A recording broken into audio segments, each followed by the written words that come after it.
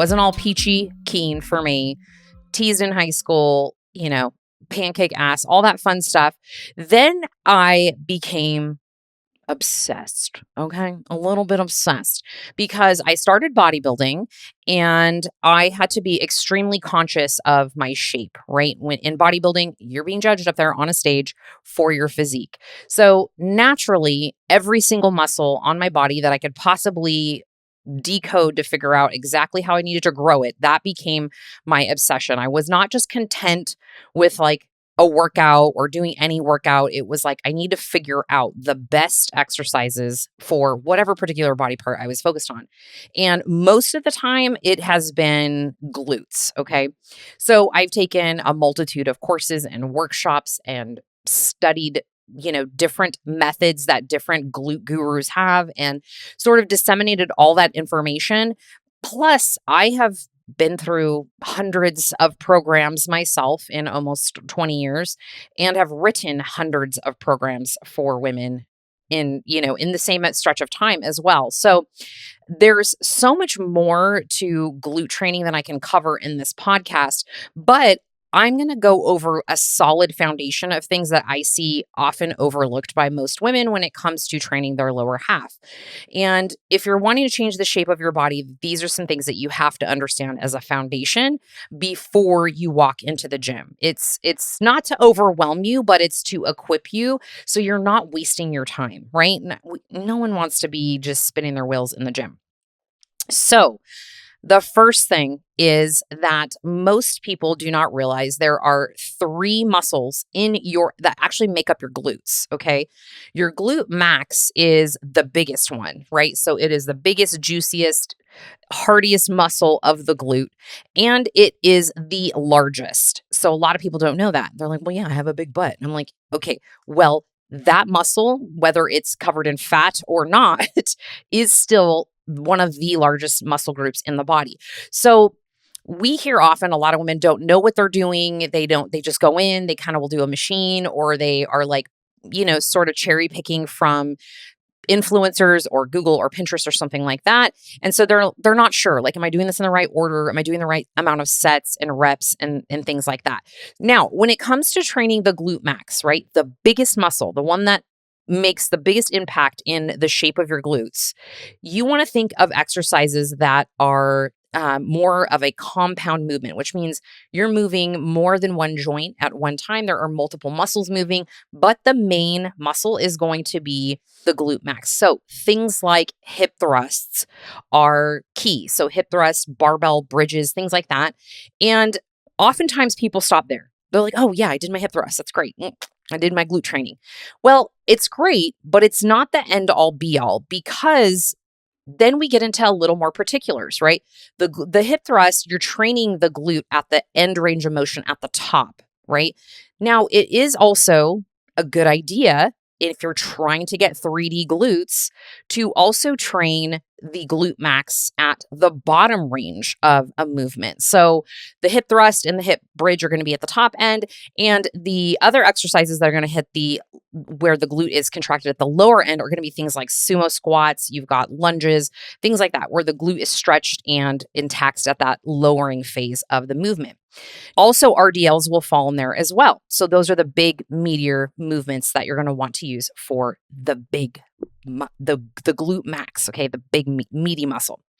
Then we have the glute medius. Now, the glute medius and the glute minimus are going to be the ones that are a little bit higher over on the hip.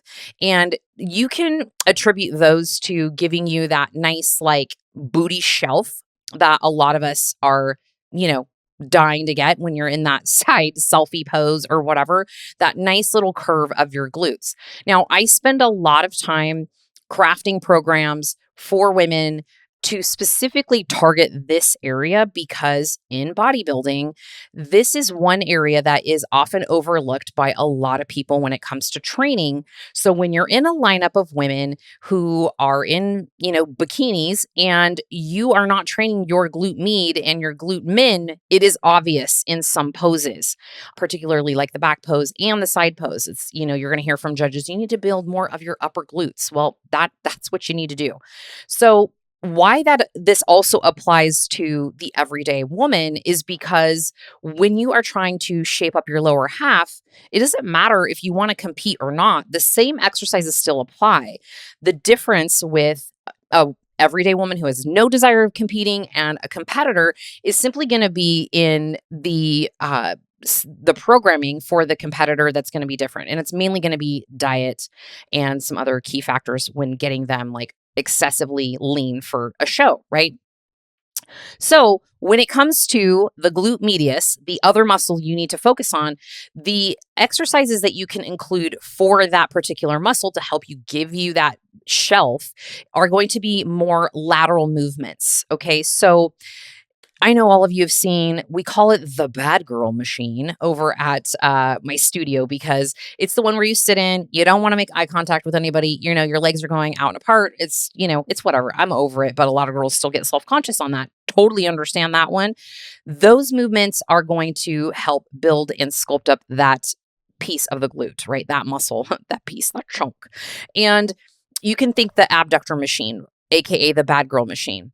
The easiest way to remember this, if you're like, I'm not sure if it's abductors or adductors, is when you think of abduction, right? It's like taking something away, right? I hate that word, but abducting is taking something away.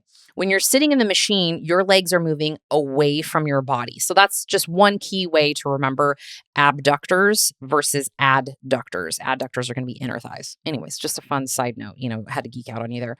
So anything that has that lateral motion, that external rotation is going to be an abduction. So you can do that on a machine. You can do that with a cable kickback or a cable side leg lift where you attach the cuff to your ankle, banded walks, things like that. We also have a glute med kickback. So there is a kickback where you have to angle your leg a certain direction, and that helps build that muscle as well. We actually have that included in the glute challenge. We have a video for that as well. It's a fun booty burner in an area you didn't even realize existed. So there's that. And then we have the glute minimus, which is going to be a tiny, smaller muscle. And you can hit that with things like banded clamshells, cable kickbacks at different angles. And that is going to tie in your glute training. So just to recap, the first one is that most people do not realize that the glutes have 3 muscles. So it's not just one big muscle, it is one main muscle and then 2 smaller muscles. And so training should reflect building and designing your 3D booty, okay, with those exercises and those muscles in mind. So the second mistake that we see often when women are trying to change the shape of their body, but more often than not, change their glutes or the shape of their lower half, is that they are in a deficit. So they're constantly dieting or they're ping-ponging between diets and they're not giving themselves enough time in maintenance mode. Now, a lot of people freak out when they hear that because they think, oh, well, if I'm not dieting and I'm working out, then what the hell am I doing? You're just eating at maintenance. And I hate to break it to most people, but a set of solid glutes were not built on like celery and carrot sticks. Okay. It's just not okay. The vegans out there are getting protein from somewhere, but even the vegans are going to have to be in maintenance and eating enough protein and getting enough of the aminos necessary for their body to change shape. Okay. So you got to eat food. Now, in order to build the best glutes that you possibly can for your genetic potential, you have to eat enough. Just point blank, okay? You have to eat enough and you have to train hard enough. So it's not enough to just eat the food.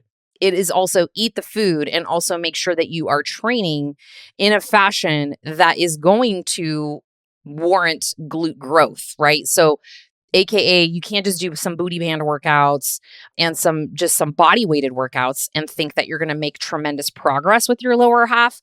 You'll get to a certain point, but then at some point, you're going to get stronger and you're going to need more force to create more change. Otherwise, you're exercising to kind of maintain where you're at and health and, all the wonderful benefits of exercise. But if you're really trying to take it to that next level, you have to give yourself enough resistance that's heavier than your purse. Okay. So we see this in a lot of women that will do show after show after show, and they don't take a sufficient enough break. And the problem is that you go, and we can even relate this to the everyday woman, right? You're dieting all the time, or you're in between diets, and you're not giving your body enough time to reset and also go into a phase where you can build some muscle. And that, I know, freaks a lot of people out. They think they're going to walk out of the gym looking like Arnold. That's just not the case. Now, what people don't think about in this process is that if you're constantly dieting, and then let's say you go into a maintenance mode and you're like, okay, I dieted for, the summer or whatever, and I'm going to go into this maintenance mode for a couple months, and then I want to diet again because I have like a New Year's party or something. I'm just talking like throughout the year, we see this. And you come out of your diet phase and you go into your maintenance mode or whatever for 2 months, maybe 3. Okay.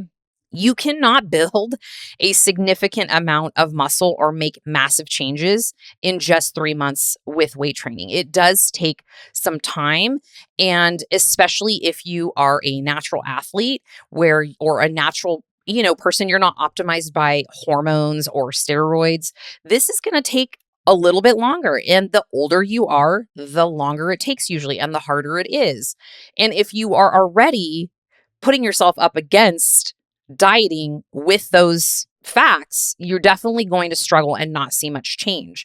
So just to recap, mistake number 2 is always dieting and then wondering why your glutes don't change, right? Maybe your clothes are getting bigger and you're feeling smaller, but you're like, ugh, I'm not really happy what's going on back there.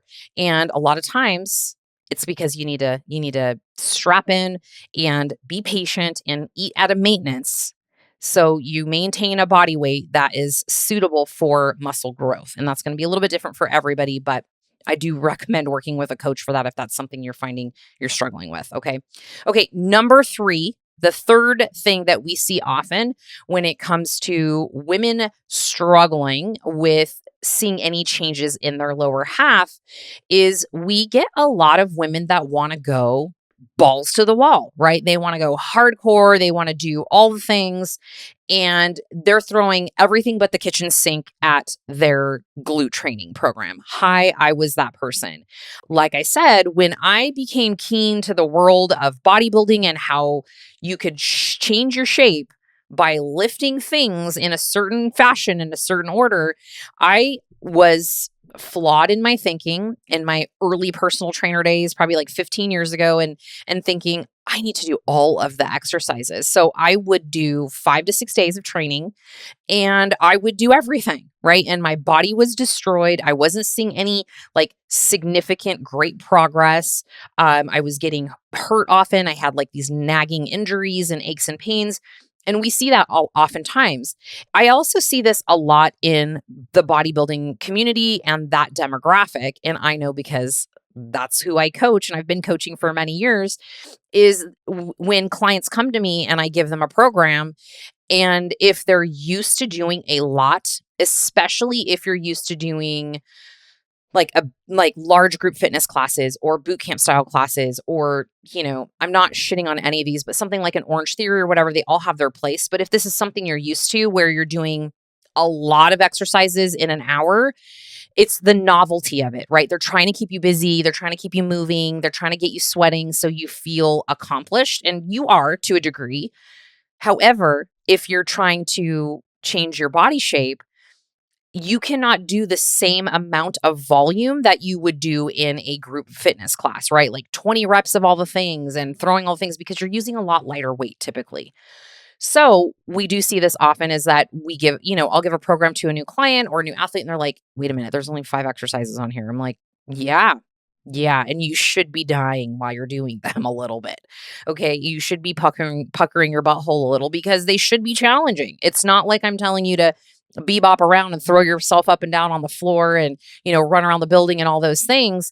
I'm asking you to get under some decent weight, right? Like, don't be afraid. You're not going to break. You're not a delicate flower. Okay. Unless you are, and there's some reason for it. But most of us, healthy, abled, willing bodies, are generally okay to start weight training and resistance training. And gradually, as you get stronger, heavy is relative to the human. So you build on that, right? So just to recap, overtraining, over exercising, and throwing too many exercises at your programming is a surefire way to continue to spin your wheels, not see much progress. And also if you're avoiding recovery, because that often happens as well. So I often say, for starters, if you are newer to weight training, or you've been dabbling in and out, or you want to get started, 3 times a week is a good sweet spot. And if you can't commit to that at first, totally okay. Get one weight training session under your belt with either a full body or a heavy lower body glute day, something like that, and really focus on perfecting that form and getting stronger within those movements, and doing that for some time, right? Not just like a week or 2 weeks. Most of my clients are on a 6-week programming rotation, 6 weeks. And some of them prefer to be on it longer, right? Some of my girls are like, no, I'm really liking this program. I'm really noticing the results. I'm getting stronger. I'm able to add a little bit more weight. I'm able to execute, the full reps, whatever it is. And so they don't want just 6 weeks. They're like, let me do it for 8 weeks. And then we'll switch them into some different programming. So if you are constantly like program hopping and exercise hopping and kind of roaming in the gym and just, I'll do this today, I'll do that today, there's no rhyme or reason. It's great if you just want to feel good and for health purposes, but if you really want to be intentional about what your physique changes look like, you need to have some kind of structure and follow that for more than a week or 2 weeks or 3 weeks. Okay, it needs to be some time. So 3 days a week is a good baseline. I would say give yourself a day or two in between your sessions for recovery. Everybody's a little bit different. Some people get really, really sore. Some people do not. It just depends. It depends on many, many things. I know a lot of women think, oh, this workout didn't make me very sore, or, I'm not sore anymore. And there's probably some good to that if you are indeed lifting heavy. If you are getting in there and you're like, man, I am tracking my weights, I'm, lifting heavier, I'm not getting sore anymore. That's amazing. That means your recovery is great. That means that your water is probably really good. Your sleep is good. You're eating enough protein. You're probably doing your supplementation consistently and getting your glutamine and your BCAAs and things like that in. If you're doing all those things, then you're likely not going to be wrecked all the time. You'll probably have those random sessions where you are, but you shouldn't be all the time. I'm not sore all the time, and I've been doing this for 100 years. So it's definitely, you'll notice it at the start of a new program. Maybe you're on that program for 6 weeks, 8 weeks. You don't get as sore, but the strength is still there. That's good. We want that. And then when it's time to shift to another program, you'll probably get sore all over again because you're creating a new stimulus, different angles, different rep ranges, all that fun stuff. Okay. Stop what you're doing. Listen, do you have fit friends?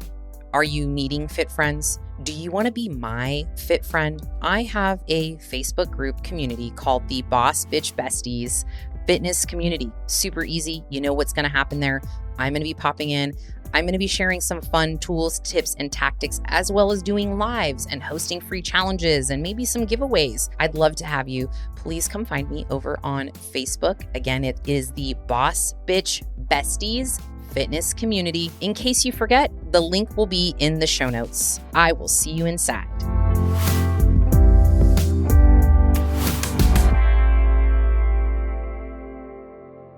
I noticed personally for myself that I saw the best glute growth and shape when I scaled back my glute training to no more than 3 days per week.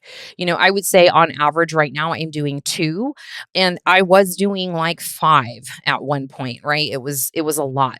So everybody's a little bit different. I've noticed working with women and working with men, I have done programs for men before as well, that women, generally speaking, can tend to handle a lot more volume than men, especially on their lower half. We can see, we've had co-ed sessions before at the studio where wives come in with their husbands, and their husbands, they work out and they do their own thing, but they come in to work out with their wives or their partners. And the men are dying a little bit. They're like, okay, you got me on legs. Okay. So it is definitely a fact. So just to recap, and then I'm going to answer some questions that came through Instagram. If you are not training all three glute muscles, you need to be doing that. If you come to Venus, don't worry. We take care of that for you. Okay. When we program, we take that into consideration. So you are indeed hitting all three. And that's why most of the babes that roll out of there have the best booties in Modesto. Okay. If I do say so myself, but all three. So that's number one. Got to make sure you're training all three muscle groups or all three muscles in the glute max, med, and min. The second mistake that a lot of people make is they're always on a diet or always in a deficit, or they're not giving themselves extended periods of time between dieting to be able to build back up their calories, get back in the gym, and actually lay down new muscle tissue, because that takes time. It takes more than just 2 months or 3 months. And then overtraining is number three, where you're just doing all the things all the time, too many, no rhyme or reason, and you're not recovering and allowing your body to grow. So hopefully that was helpful for you. I'm going to answer some questions that came through. One that came through was lifting heavier. I feel like with some workouts, I just can't go heavier for the life of me. So when I hear this question, oftentimes I will say, okay, maybe it's time that you need a deload. If you have not had a deload week where you take some intentional time off to scale back your weight, it's important. It's important to flex that in, especially if you feel like you're not recovering very well or your workouts are stagnant. You're not able to push past a certain weight in the gym. Sometimes you need a deload. And for some of us, that is not fun, right? Like those of us that like to live in the gym and don't want to go at 65 to 70% of what we normally lift, it can be a little bit of a challenge. But I promise you, if you do that, oftentimes you'll come back feeling stronger and essentially just giving your body a little bit of a break instead of grinding all the time. So that is one thing that I would say to consider. The second thing to consider is your diet. Are you eating enough, right? If you're not eating enough, you might not have enough strength to be able to push heavier in the gym. So that is something that we see too, is right, you're just dieting, you're not timing your nutrition properly, whatever it is. It's harder for you to get into the gym and lift heavy if you're not feeling strong. You're not fueling your body enough. So that might be another possibility. Number three is considering whether or not you need to go heavier, because sometimes you don't need to go heavier, right? There are some exercises where I'm not interested in going heavier. I'm not interested in lifting heavier for my shoulders. I'm not interested in lifting heavier for my back right now because I am in sort of a phase of recomp in a different way where I'm like trying to lose a little bit of upper body tissue and balance out my physique. So you might not need to go heavier. And if you are you trying to go to failure every workout? Because if you are, that is another way to overtrain and make it much more difficult the next time you come into a session to try to lift heavier because you're pushing too hard, too much all the time. That can also be one of the culprits. So hopefully that was helpful. Okay, another question. How to activate the glutes when you are quad dominant? Well, this one can be a little bit tricky because it sometimes depends which exercises you're feeling your quads kick in. Now, without seeing somebody train, it's a little bit harder to give some feedback that's useful. But what I tend to typically look at as a personal trainer when I'm training a client who says, I'm not feeling this in my glutes, I'm feeling this in my quads, I usually will look at their foot placement and I will look at their shin placement. Okay. Now, oftentimes, let's just use the hip thrust as an example.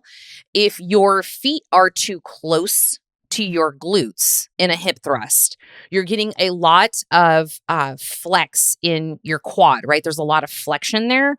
So it is naturally creating a different angle. So when you lift, you are going to be stretching the quads a little bit more and coming from a more quad dominant placement with your feet. So that is one thing. You got to pay attention to where your feet are in your exercises. And you also have to pay attention to what your knees are doing and your shins are doing. So one thing that I use as a tool for training clients when it comes to bringing more awareness to their glutes and not their quads is using booty bands. And this is one of the times that I will advocate for using booty bands. And I will also have clients pull the weight way back. Okay. So it's almost like you have to reteach your body how to do certain movements. And as Coach Glitter always says, put your brain in your butt. Okay. And that's just a cheeky way of saying mind to muscle connection. So when it comes to your glute training, you're going to want to focus on really, spreading your toes, really grounding your feet down into the ground, driving your heels and coming up and really focusing on your glutes being what pulls you up towards the ceiling in something like a hip thrust. So obviously I can't give an example for every exercise, but that is one that we hear often where girls are like, I'm feeling this in my quads. Got to play around with your foot placement. I'm sure I have at least 3 to 5 videos on YouTube and also here on Instagram that have some of my hip thrust tutorials as well. So just take a look at the foot placement, get a little more like detective-y with like what my knees are doing, my legs and things like that, and then try to replicate that so it makes sense, when you do it. Okay, this one stops a lot of women from doing the good old hip thrust, which is setting up the hip thruster bench. Damn, this is a bitch, especially if you're by yourself. Okay. Now, I feel like I'm a pretty confident person. When I get into the gym, I'm definitely confident in the weight room. I can navigate in there like the back of my hand, right? I know what every machine likely does and every tool, implement, or whatever. And still, sometimes if I meander into a weight room and it's a hip thrust day and I have to set up a barbell, I'm feeling a type of way about it a little bit. So there are a couple things that you can do to set this up a little bit easier. And it is going to require you to be a little bit of a gym asshole. However, if you clean up your mess, you're still using the bench. And as far as I'm concerned, you're using the equipment in the gym. So it could be perceived a little bit of like curling in the squat rack. But one hack that I use is I will set up my barbell hip thrusting station at the end of a flat barbell bench, right? So just imagine the weight room, you walk in, there's a bench and a flat bench. Those are usually bolted to the ground, okay? Because, guys are getting on there, girls are getting on there, they're lifting a lot of weight and those are usually fixed. So you can bet that when you set everything up, that thing isn't going to move. And it's usually at the right height for most people to be able to execute a hip thrust excellently, actually. Now, if you find that the bench is too tall, right, and it's coming up too high on your shoulder blades, you do not want that. An easy trick to fix that is to get a 45-pound plate. It's even better if it is a bumper plate, which are like the rubber ones, because those tend to be a little bit thicker. But get a 45-pound plate, wheel it over to that bench, plop it on the ground where your butt would be, and that'll help lift you up a little bit. Okay, so that's going to take care of the seating arrangement. And then there's usually a barbell on the bench press there. So just pull it over and around. And then typically you're going to find some 25s or 45s nearby because you're near a free weight station and some clips and all the things that you need. You're probably going to need to get a hip pad or see if the gym has one that you can borrow. Some gyms have them laying around, but people steal that shit. So people, a lot of gyms don't these days. But get that set up and just do it right there. Okay. Easy peasy. Now, you're going to be in the middle of the weight jungle. It's totally fine. Headphones on, put your gangster rap on and handle your business. Okay. All right. I have one, which I kind of already covered, was knees bending in or going over the ankles on leg day. So this one I kind of covered already with the quad dominance and using the booty bands. So this is another thing we use quite often. We see beginners often struggle with their knees kind of going knock-kneed or caved in. This is often called knee valgus. So if you go in a squat, your knees should move like this, right? Imagine these are your knee joints and my really obnoxious gold jewelry. When you come down in the squat, a lot of times it gets heavy at the bottom and we'll see knees bevel in. You don't want that, okay? That oftentimes it can be several things, but one of the reasons it can be is because you have a weak glute med or glute min. Okay. So those tiny little muscles I was talking about earlier that a lot of people forget to train, and doing things like abductors and things will help strengthen those. But when you are training and you're doing squats or things of that nature, one tool that helps is to use that booty band around your right above your knees. Okay. You don't want to go below, or you can, but it's better above, because that's going to help you sort of direct those knees out and push them out. So that way they're not going, they're not going in. You don't want them bowing out necessarily either. You just kind of want them in a neutral position. So use a booty band around your knees and check your form. So if you're not recording yourself, I know that's weird for some people, but for things like squats and deadlifts and hip thrusts and like these big meaty movements, it is oftentimes helpful for you to record yourself and make sure you're doing them right. We have our clients that work with us in the Goddess Body Project, or, if they're doing one-on-one VIP coaching with us, they send in training videos so we can actually go over them in real time in their check-ins. So we're looking at it and we're talking them through, and we're basically coaching them through, and we're saying, okay, fix these things, send it back to me next week. And even virtually like that through the internet is so powerful. And we do this in the group coaching as well. And we're starting April 15th, FYI. So in the Goddess Body Project, even if you do the group coaching component, you have the ability to submit your training videos in our private group, and we will go over them for you and give you feedback. And it's a nice little learning tool for everybody else as well, as long as you don't mind us, giving you some feedback and sort of like the community of women that are also in there. So something to also consider. Dream Chaser Xavier on Instagram says, how do you feel about tracking progress in the mirror than tracking progress using an in-body scan or scale? Well, it depends. I think that this is an okay way to track your progress if it's not going to derail you or have you feeling stressed out about it, or you don't need these like hard and fast metrics. I think using that is totally fine for you to get to a spot where you feel comfortable with your body composition. If you're wanting to get real particular, right? Like I really want to drop some body fat, or I want to drop a certain percentage of body fat or scale weight or inches and things like that. That's when something a little more standard, like tracking with some other metrics, right, are going to give you more data that's solid.